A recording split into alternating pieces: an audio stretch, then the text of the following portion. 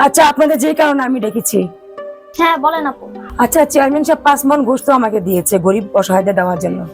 কি বলেন আপা, এবার 5 মণ দিছে? যাক, এবার এটা তাহলে ভালোভাবেই করতে পারবো। আচ্ছা সেটা তো বুঝলাম, কিন্তু চেয়ারম্যান সাহেব যে গরিব অসহায়দের দিতে বলছে, ওটার কি করা যায়? আরে বোকা, চেয়ারম্যান কি এত অবসর বাড়ি বাড়ি গিয়ে কি জিজ্ঞাসা করবে কাকে দেওয়া হয়েছে গোশত কাকে দেয়নি? আরে হো তাই, চেয়ারম্যান সাহেব তার এত কিছু দেখবে না।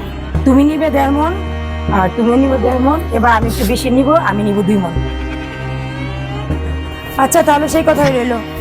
আচ্ছা ঠিক আছে। চুলাটা যে নষ্ট হয়ে গেছে, মিষ্টি রান্না না? সকালে ফোন দিয়েছিলাম, বলছে আসবে।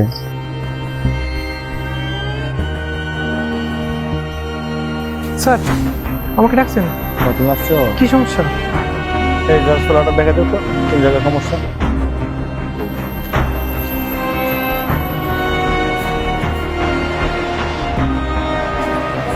আসসালামু আলাইকুম ভাই। ওয়ালাইকুম সালাম। কি অবস্থা রফিক ভাই, ভালো আছেন? ভাই প্রত্যেক বছর তো কোরবানি মাংস পাই, এবার তো আমরা পাইলাম না। এবার একবার কোরবানি দিচ্ছেন না? স্যার আমার টাকাটা। আচ্ছা একটু দাঁড়াও।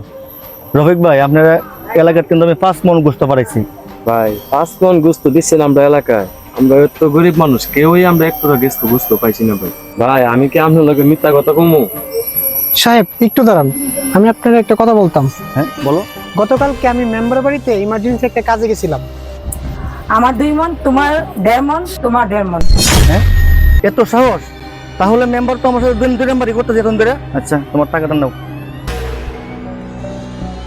আচ্ছা, আসসালামু আলাইকুম।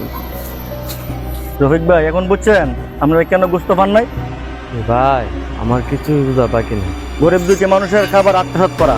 রফিক ভাই চিন্তার কোনো কারণ নাই, এলাকার গরিব দুঃখী মানুষের গোশত পায় নাই, প্রয়োজনে কোরবানি আবার দেবো আমি। ঠিক আছে। প্রিয় দর্শক, ভিডিওটি দেখে কি বুঝলেন?